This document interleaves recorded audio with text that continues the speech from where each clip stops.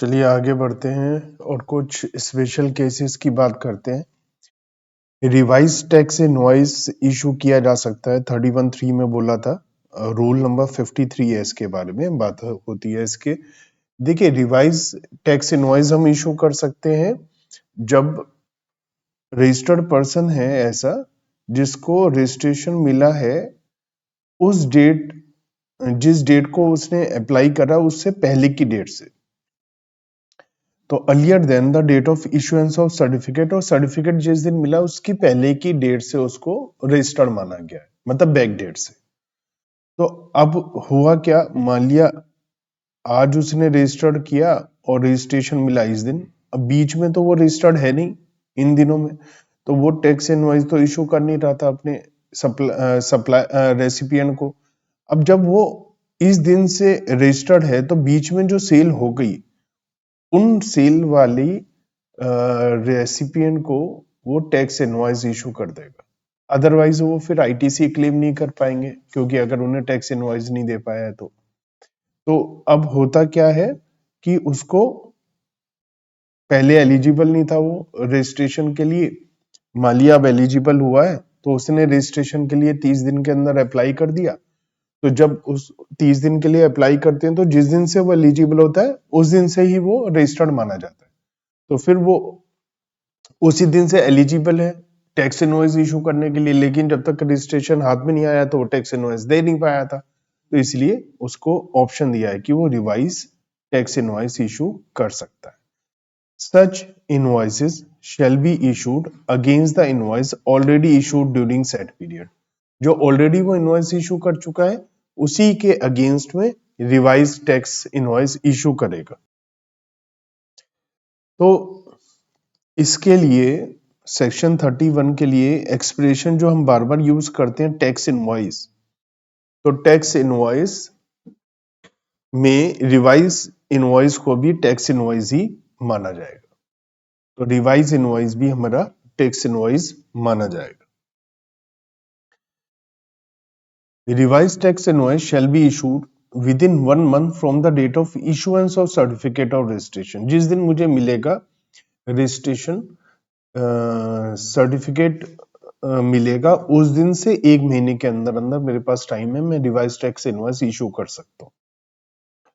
The word revise invoice shall B indicated on such invoice, तो मुझे उसमें लिखना पड़ेगा इनवॉइस के ऊपर कि ये रिवाइज्ड इनवॉइस है। This provision is necessary as a person who become liable for registration has to apply for registration within 30 days of becoming liable for the registration. When such an application is made within the time limit and registration is granted, the effective date of registration is date on which the person become liable for the registration.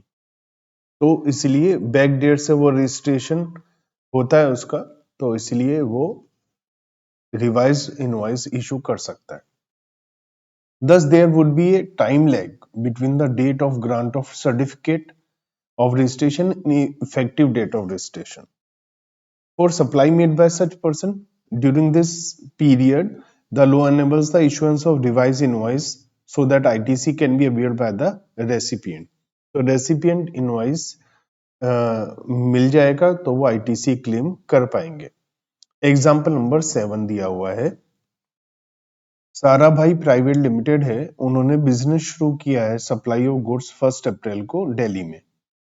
उनकी जो turnover है वो applicable threshold limit से आगे बढ़ी है 3 सितंबर को, तो उनके पास 30 दिन का टाइम है अप्लाई करने के लिए। तो 3 सितंबर को वो रजिस्ट्रेशन के लिए लायबल हुए, 30 दिन के अंदर उन्होंने अप्लाई करना चाहिए था, इन्होंने 29 सितंबर को 30 दिन के अंदर अंदर अप्लाई कर दिया। अब जो रजिस्ट्रेशन उन्हें मिला है वो 5 अक्टूबर को मिला है, लेकिन क्योंकि उन्होंने विद इन 30 डेज अप्लाई कर दिया था, ये इफेक्टिव होगा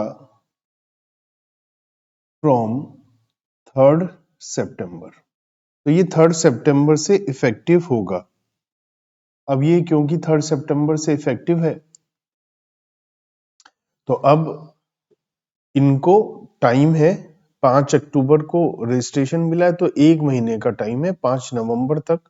ये क्या कर सकते हैं, ये 3 सितंबर से लेकर 5 अक्टूबर के बीच के जो भी इनवॉइसेस हैं उनको रिवाइज कर सकते हैं, लेकिन इनके पास 1 महीने का टाइम है और वो भी अप टू 5 नवंबर। 5 नवंबर तक इन्हें पुराने सारे रिवाइज करने पड़ेंगे।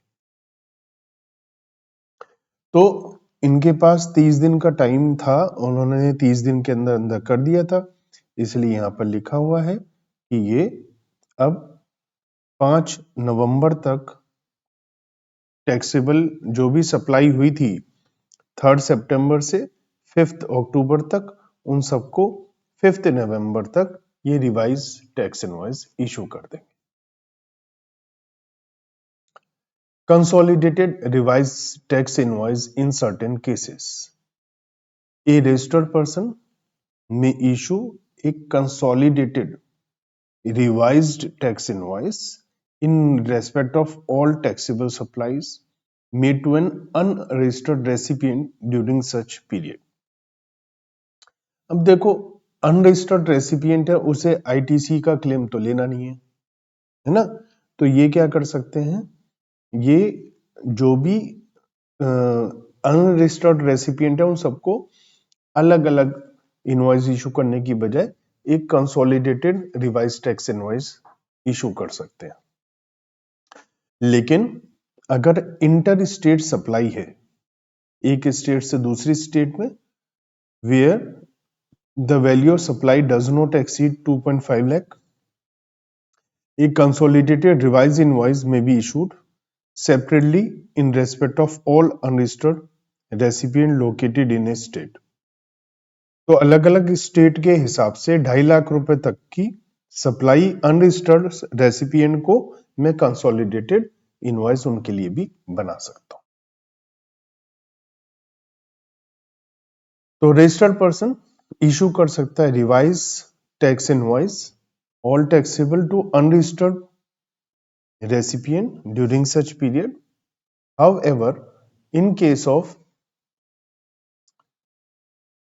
unregistered supply, ऐसे रेसिपिएंट को दिया है लेकिन वो इंटर स्टेट है और अमाउंट 2.5 लाख से ज्यादा नहीं है, तो कंसोलिडेटेड एक इनवाइस रिवाइज दिया जा सकता है सब अनरजिस्टर्ड रेसिपिएंट को स्टेट में जो भी है। Thus, a revised consolidated revised invoice may be issued within 1 month from the date of registration. तो 1 महीने का टाइम मिलेगा आपको। For each interstate B2C taxable supply up to 2.5 lakh, state wise consolidated revised invoice issue किया जा सकता है। For each interstate B2C taxable in supply more than 2.5 lakh, तो आपको रेसिपिएंट वाइज ही रिवाइज इनवॉइस इशू करना पड़ेगा। तो अगर मान लिया यहां पर 20 रेसिपिएंट हैं, मिलाकर 2.5 लाख से कम है टैक्सेबल सप्लाई, एक स्टेट के लिए एक ही आप इनवॉइस बना दीजिए।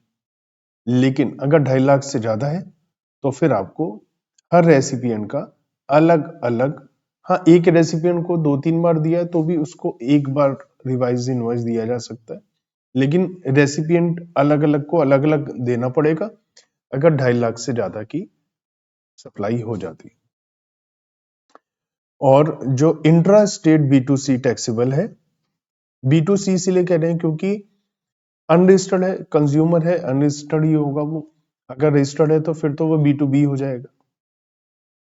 For all intra state B2C taxable supply, तो उसकी अमाउंट की कोई बात नहीं है, उसके लिए कंसोलिडेटेड रिवाइज हम इनवॉइस इशू कर सकते हैं, वहां पर अमाउंट की कोई टेंशन हमारे पास नहीं है। हमें रिवाइज टैक्स इनवॉइस में क्या क्या लिखना पड़ेगा, name, address, GST number of supplier, serial number, date of issue, इसके अलावा name, address, GST number of registered recipient या यूआईएन के केस में नेम, एड्रेस और recipient and address of delivery, state code, अगर अनरजिस्टर्ड है, serial number of tax invoice और bill of supply, signature. अब ये है ना, हर एक सिचुएशन में आगे बार बार अलग अलग जगह आएगा कि ये सारी चीजें आ सकती हैं, तो मैंने एक बार डाल दिया है।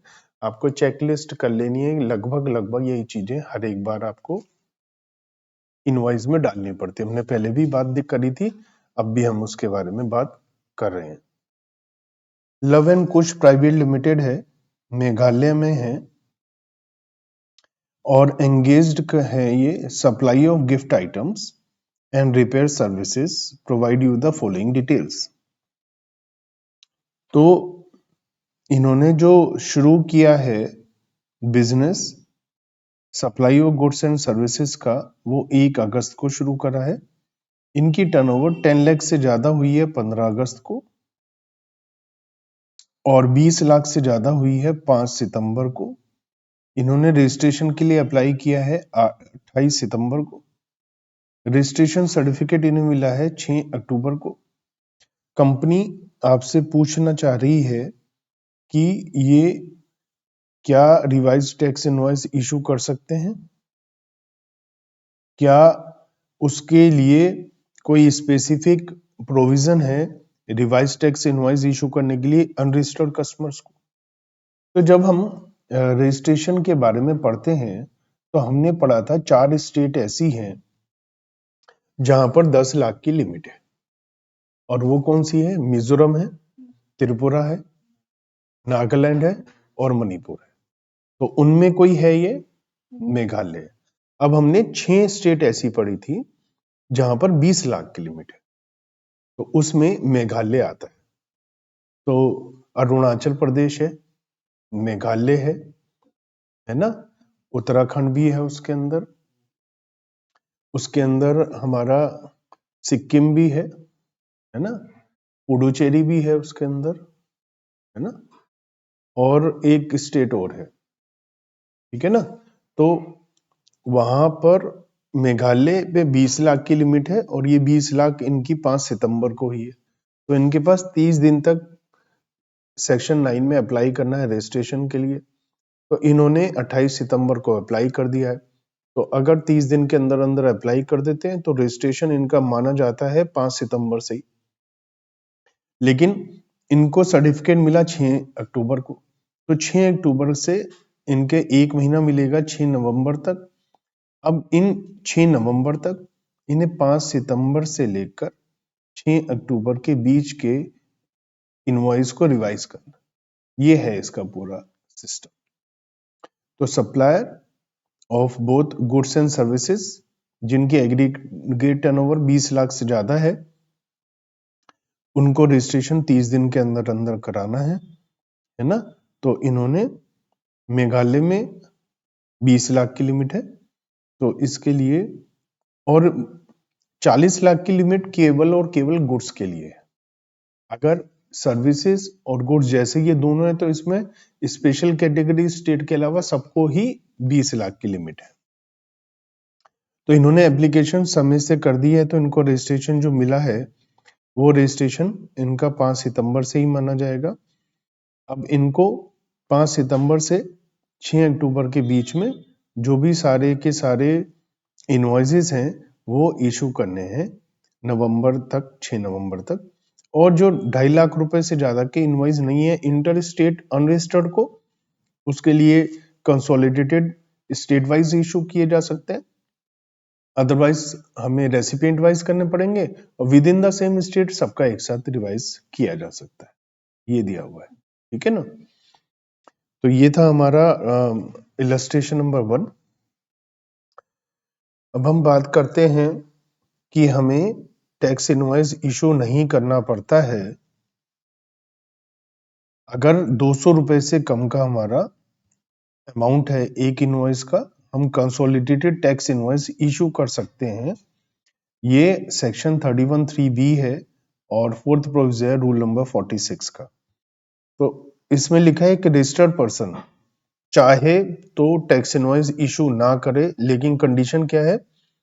गुड्स सर्विस या दोनों उसकी वैल्यू 200 रुपए से कम होनी चाहिए, और रेसिपिएंट अनरजिस्टर्ड होना चाहिए और रेसिपिएंट इनवॉइस ना मांग रहा हो। अगर रेसिपिएंट कहता है मुझे तो अनरजिस्टर्ड है लेकिन कहता है मुझे इनवॉइस चाहिए, तो उसे इनवॉइस देना पड़ेगा।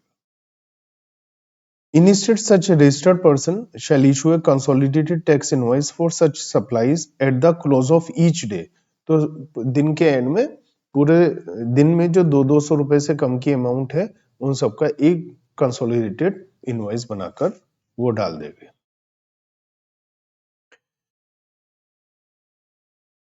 तो यहाँ पर हमें इस बात का ध्यान रखना है कि वो तभी होगा जब कस्टमर मना मतलब नहीं चाह रहा है। अगर कस्टमर चाहेगा तो उसे हमें इनवॉइस इशू करना पड़ेगा। However, this option is not available to a supplier engaged in making supply of service by way of admission to exhibition of cinematograph films in the multiplex screen. तो multiplex screen में तो invoice देना ही पड़ेगा सबको अलग अलग, तब वो बात नहीं चलेगी। और बिल ऑफ सप्लाई के केस में भी ये प्रोविजन लागू होता है। इसका मतलब जहां पर बिल ऑफ सप्लाई इशू कर रहे हैं आप, वहां पर भी 200 रुपए से कम के कंसोलिडेटेड आप बना सकते हैं। इलस्ट्रेशन नंबर 2 की बात करते हैं। जैन एंड सन्स हैं, एक ट्रेडर है और वो स्टेशनरी आइटम में डील करते हैं, रजिस्टर्ड हैं जीएसटी में और इनकी सेल बता रखी है। इन्होंने राघव ट्रेडर को सेल करी है, वो रजिस्टर्ड रिटेल डीलर है, 190 रुपए की। ध्रुव एंटरप्राइजेस अनरजिस्टर्ड ट्रेडर है, 358 रुपए। गौरव एक पेंटर है, अनरजिस्टर्ड 500 रुपए। ओबराय ऑर्फनेज है, एक अनरजिस्टर्ड एंटिटी है, 188 रुपए। आराध्या एक स्टूडेंट है, अनरजिस्टर्ड है, 158 रुपए। None of recipient required tax invoice, कोई भी नहीं कह रहा है आपसे कि टैक्स इनवॉइस आप दीजिए। Raghav traders being a composition dealer, जो राघव है ये एक कंपोजिशन डीलर है, मतलब ये आगे आईटीसी क्लेम नहीं कर सकता है। Determine in respect of which the above supplies Jain and Sons may issue a consolidated tax invoice instead of tax invoice at the end of the day. तो दिन के अंत में वो इकट्ठा किनका कर सकते हैं? 200 रुपए से कम हो, अनरजिस्टर्ड हो, डिमांड ना कर रहा हो, तो आप उसका कंसोलिडेटेड बना सकते हैं। तो यहां पर ये इशू कर सकते हैं consolidated invoice only with respect to supply made to Oberoi orphanage 188। ये जो फोर्थ नंबर है अनरजिस्टर्ड है और 200 से कम है। दो कंडीशन है, एक अनरजिस्टर्ड हो और 200 से कम हो। और आराध्या 200 रुपए से कम है और अनरजिस्टर्ड है। As the value of good supply to this recipient is less than 200 और ये अनरजिस्टर्ड भी है और इन्हें टैक्स इनवॉइस चाहिए भी नहीं, तो इनके लिए दिया जा सकता है। जो राघव ट्रेडर है, चाहे वो 200 रुपए से कम की उनको सेल हो रही है, 190 रुपए की हो रही है, लेकिन वो रजिस्टर्ड है, तो रजिस्टर्ड को हम कंसोलिडेटेड टैक्स इनवॉइस इशू नहीं कर सकते हैं। कंसोलिडेटेड टैक्स इनवॉइस हम ध्रुव एंटरप्राइजेस को भी नहीं दे सकते हैं क्योंकि वो 200 रुपए से ज्यादा है अमाउंट। तो ये वाली बात आपको समझ में आती है। हम बात करते हैं बिल ऑफ सप्लाई की। बिल ऑफ सप्लाई का मतलब जहां रजिस्टर्ड पर्सन, सेक्शन 31(3)(c) कहता है कि registered person supplying exempted goods or services or both or a registered person paying tax under composition levy, तो उन्हें टैक्स इनवॉइस की जगह बिल ऑफ सप्लाई इशू करना पड़ेगा। तो या तो एग्जेम्प्टेड गुड्स बेचते हैं या सर्विस देते हैं, एग्जेम्प्टेड सर्विसेज, या दोनों ही एग्जेम्प्टेड हैं, या वो कंपोजिशन में है, तो वो आगे टैक्स इनवॉइस इशू नहीं कर सकता। Bill of entry, bill of supply उन्हें देना पड़ेगा। जो कंपोजिशन के लिए कह रहा है उसे अपने बिल ऑफ सप्लाई पर लिखना पड़ेगा, composition taxable person not eligible to collect tax on supply, वो उसे अपनी बिल ऑफ सप्लाई पर लिखकर बताना पड़ेगा। पर्टिकुलर्स ऑफ बिलो सप्लाई, तो आप अपने स्टडी मटेरियल में देख सकते हैं, इसमें भी आगे लिस्ट दे रखी है, वही लगभग सारी चीजें क्या क्या उसमें लिखना पड़ेगा। A registered person opting for the composition levy does not collect tax from the recipient on outward supply.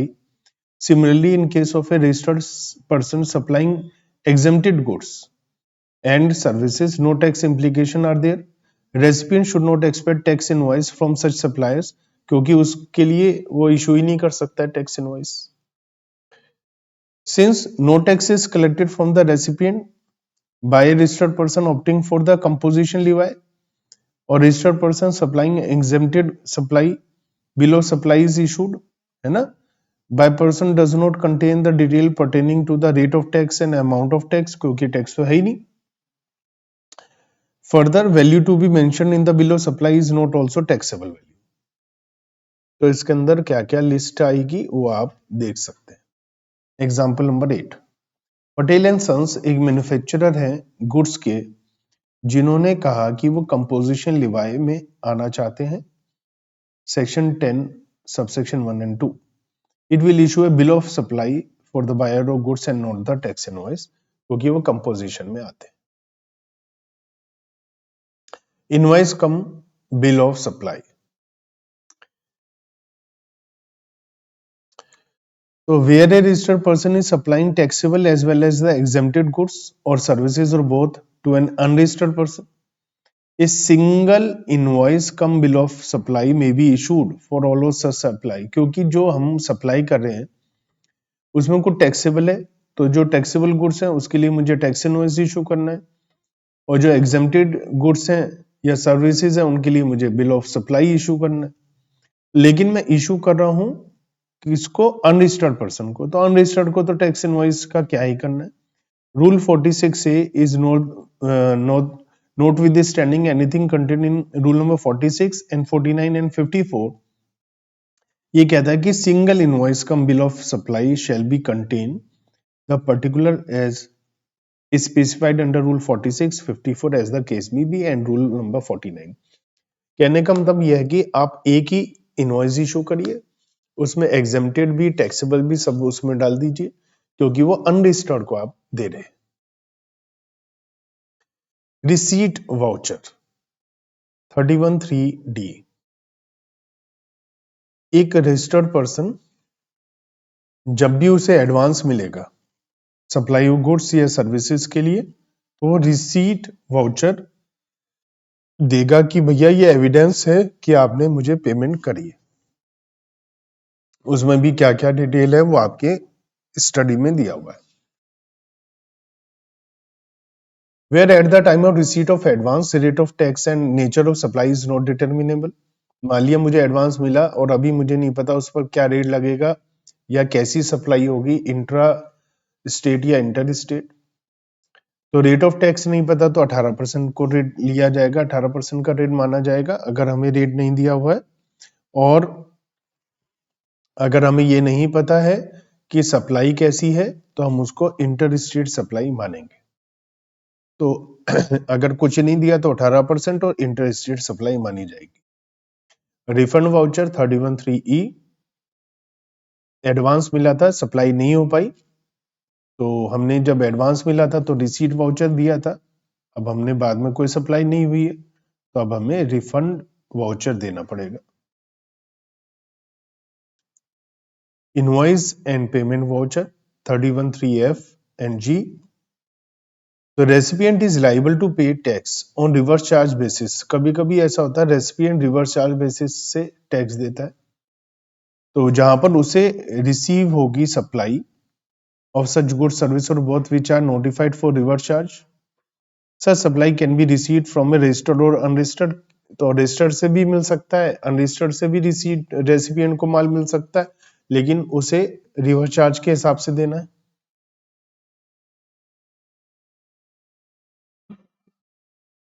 Further, a builder promoter is required to pay GST on reverse charge basis under section 9(4) in one or more of the following cases।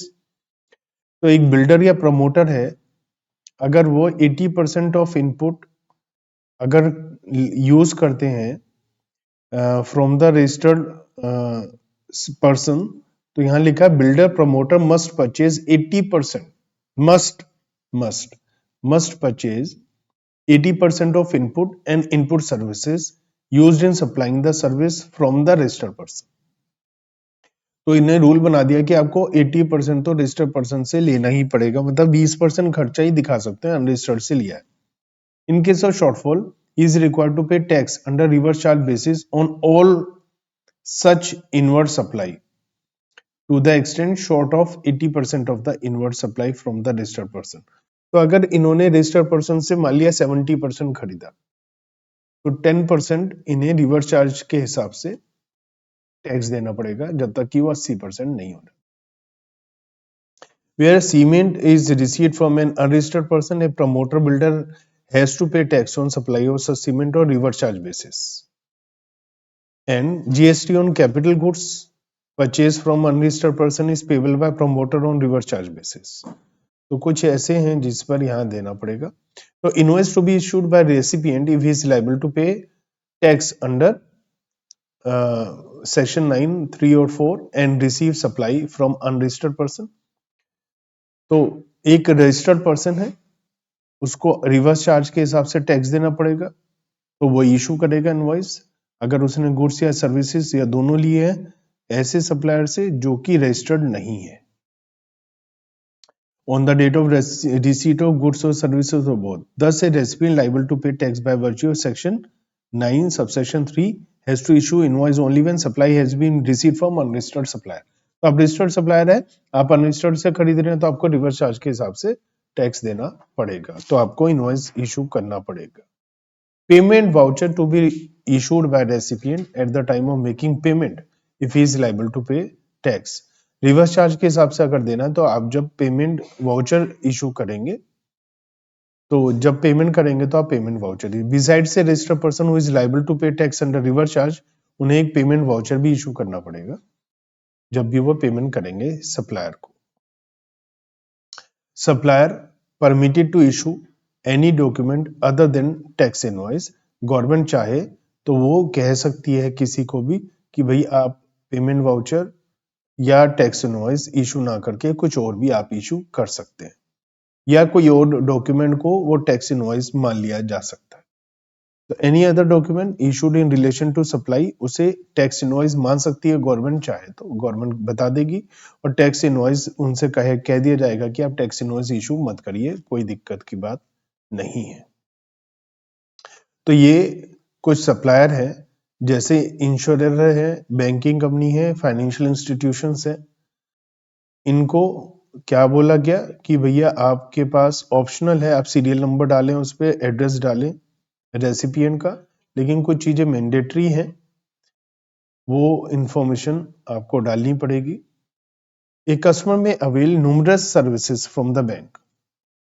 Such entities may issue a consolidated tax invoice by whatever name called, है ना, for supply of service made during month at the end of the month. तो इन्हें ये बोल दिया कि आप bank बहुत सारी सर्विसेज देता है, तो आप टैक्स इनवॉइस, एक कंसोलिडेटेड टैक्स इनवॉइस महीने के एंड में इशू कर दीजिए, बजाय उन्हें हर बार अलग अलग टैक्स इनवॉइस इशू किया जाए. मैंडेटरी इंफॉर्मेशन में सिग्नेचर या डिजिटल सिग्नेचर आएंगे. और अगर गुड्स ट्रांसपोर्ट एजेंसी है, वो सप्लाई कर रही है services transportation of goods by road, तो उनको मैंडेटरी वेट वगैरह, नेम, रजिस्ट्रेशन, ऐसे कुछ चीजें हैं जो मैंडेटरी उन्हें लिखनी पड़ेंगी उसके अंदर. तो ये सारी चीजें अगर हैं तो वो टैक्स इनवॉइस मान लिया जाएगा. ऐसे ही सप्लाई है पैसेंजर ट्रांसपोर्टेशन सर्विसेज में, तो कुछ ऑप्शनल इंफॉर्मेशन है, सीरियल नंबर और एड्रेस, बाकी कुछ मैंडेटरी इंफॉर्मेशन है, वो उन्हें देनी ही पड़ेंगी. सप्लायर ऑफ टैक्सेबल सर्विसेज, तो registered person supplying services by way of admission to films in multiplex screen, तो उनके पास ऑप्शनल है, वो डिटेल देना चाहें तो दे सकते हैं, लेकिन मैंडेटरी है कि उन्हें इलेक्ट्रॉनिक टिकट इशू करना पड़ेगा, और जो भी टैक्स इनवॉइस की जरूरी इंफॉर्मेशन है वो उन्हें डालनी ही पड़ेगी। ये इंपॉर्टेंट बात है कि आप बहुत सारे लार्ज ट्रांजैक्शंस होती हैं banking, insurance, passenger transportation sector में, तो इसलिए एड्रेस नहीं डालेंगे तो भी चल जाएगा क्योंकि पॉसिबल नहीं है कस्टमर का एड्रेस उसमें डालना। Delivery challan, rule number 55 specify the cases where at the time of removal of goods for transportation goods can be removed on delivery challan and invoice may be issued after delivery। तो हमें पढ़ा था हमने कि भैया आपको delivery हो रहा है तो डिलीवरी से पहले आपको इनवॉइस इशू करना पड़ेगा, लेकिन पता चला डिलीवरी है अभी पता ही नहीं पेमेंट होगी नहीं होगी, तो हम डिलीवरी चालान इशू कर सकते हैं और इनवॉइस डिलीवरी के बाद भी इशू कर सकते हैं। डिलीवरी चालान ट्रिप्लिकेट में इशू होगा जैसे इनवॉइस होता है, ओरिजिनल कंसाइनी के पास, डुप्लीकेट ट्रांसपोर्टर के पास और ट्रिप्लिकेट कंसाइनर के पास रहेगा। डिक्लेरेशन इन ई वे बिल, जहां पर गुड्स को डिलीवरी चालान के थ्रू दिया है इनवॉइस की जगह, तो ये ई वे बिल में बताया जाएगा कि हमने डिलीवरी चालान दिया है in place of tax invoice. Tax invoice को डिलीवरी के बाद में इशू करना पड़ेगा। तो where the goods being transported are for the purpose of supply to recipient but the tax invoice could not be issued at the time of removal of goods for the purpose of supply, the supplier shall issue a tax invoice after delivery of goods. Goods transported in SKD, CKD condition or in batches or load, where the goods are being transported in a semi knockdown, SKD मतलब semi knockdown or completely knocked down condition or in batches or load, so supplier shall issue the complete invoice before dispatch of first installment consignment. The supplier shall issue a delivery challan for each of the subsequent consignment, giving the reference of invoice and copy of the corresponding delivery challan shall accompany each consignment along with a duly certified copy of invoice। तो पहली बार consignment issue करते हुए complete invoice issue करना है और बाद की हर consignment पे डिलीवरी चालान और उस इनवॉइस की कॉपी और डिटेल्स डालनी पड़ेगी। Original copy of invoice will be send along with the last consignment. जब लास्ट कंसाइनमेंट होगा तो ओरिजिनल कॉपी जाएगी, बाकी सब में फोटो कॉपी जाएगी। Goods may be moved within the state from the state of registration to another state for supply on approval basis, and artworks may be sent by artists to gallery for exhibition on delivery challan along with e-way bill wherever applicable. Suppliers of jewelry etc. who are registered in one state may have to visit other state or other than the state of registration and need to carry the goods along for the approval. In such cases, if jewelry etc. is approved by the buyer, then the supplier issue a tax invoice only at the time of supply. हो जाता है, मेरे पास आया दिखा रहा है jewellery, पसंद आएगा तो मैं लूंगा नहीं तो नहीं लूंगा, ठीक है ना। तो ज्वेलरी वगैरह में ऐसा हो जाता है। Since the supplier are not able to ascertain their actual supply beforehand and while ascertainment of tax liability in advance, ये mandatory requirement है for registration as a casual taxable person. The supplier is not able to register as a casual taxable person. Such goods are also carried within the same state for the purpose of supply. तो supplier को अगर नहीं पता है कि कितना amount बैठेगा, जैसे कि पहले से ही है, तो बिल ऑफ सप्लाई लेकर के या अगर एक स्टेट से दूसरे स्टेट में जा रहा है तो उसे टेम्परेरी कैजुअल टैक्सेबल की तरह रजिस्ट्रेशन कराना पड़ेगा।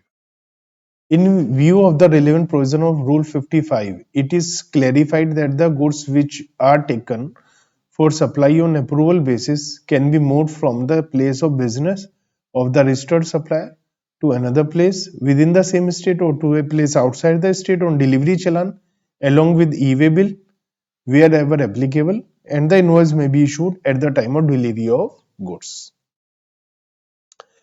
For this purpose, person carrying the goods for such supply can carry the invoice book and with him so that he can issue the invoice once supply is। जैसे ही वो कहेगा हाँ भाई approval basis पे कि approved है तो वो हाथों हाथ इनवॉइस उसको दे देगा।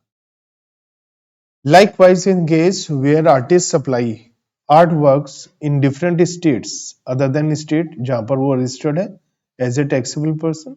अगर ये बायर ने सेलेक्ट कर लिया, then the supplier issue a tax invoice only at the time of supply. It is clarified that the artwork for supply on approval basis can be moved from the place of business to another place within the same state or to outside the state, but delivery challan होगा, e way bill होगा और उसमें बताया भी जाएगा ये सारी बात है।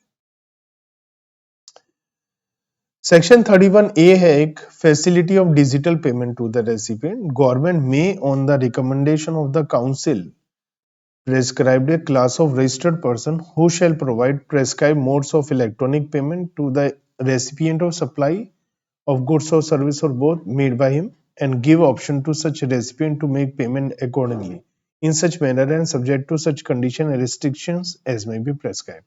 तो डिजिटल पेमेंट की फैसिलिटी आपको रेसिपिएंट को देनी पड़ेगी। तो आज के लिए इतना ही, बाकी हम नेक्स्ट क्लास में पढ़ेंगे।